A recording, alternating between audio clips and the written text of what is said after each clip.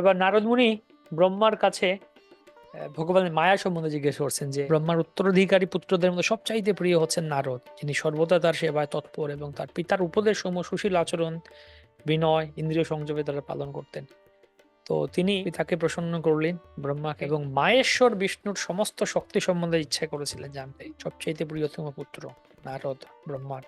জ্ঞান কাণ্ড, কর্মকাণ্ড, বিভিন্ন কাণ্ড রয়েছে, তার মধ্যে ভক্তি কাণ্ডের হচ্ছেন নারদ মুনি, উপাসনা ভক্তি প্রাপ্ত হয়েছিলেন। কর্মকাণ্ড, জ্ঞানকাণ্ড অন্যান্য ঋষিরা পেয়েছিলেন। এই সমস্ত ঋষির মধ্যে বিখ্যাত, ভক্তদের মধ্যে শ্রেষ্ঠ, ভক্ত শ্রেষ্ঠ, ভগবানকে জানতে উৎসুক। মহারাজ, আপনি এখন আমাকে যে সমস্ত প্রশ্ন জিজ্ঞেস করলেন, দেবর্ষি নারদ লোকসমূহের প্রপিতামহ স্বীয় পিতা ব্রহ্মাকে প্রসন্ন দেখতে পেয়ে সেই সমস্ত প্রশ্নই করেছিলেন।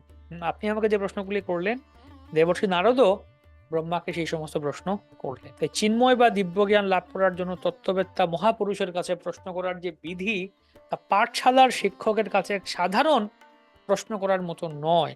আধুনিক যুগে বিদ্যালয়ের শিক্ষকেরা কতগুলি তথ্য প্রদান করার জন্য বেতনভোগী কর্মচারী মাত্র, কিন্তু গুরুদেব বেতনভোগী কর্মচারী নন। যথার্থ অধিকার প্রাপ্ত না হয়ে উপদেশ দান করতে পারেন না।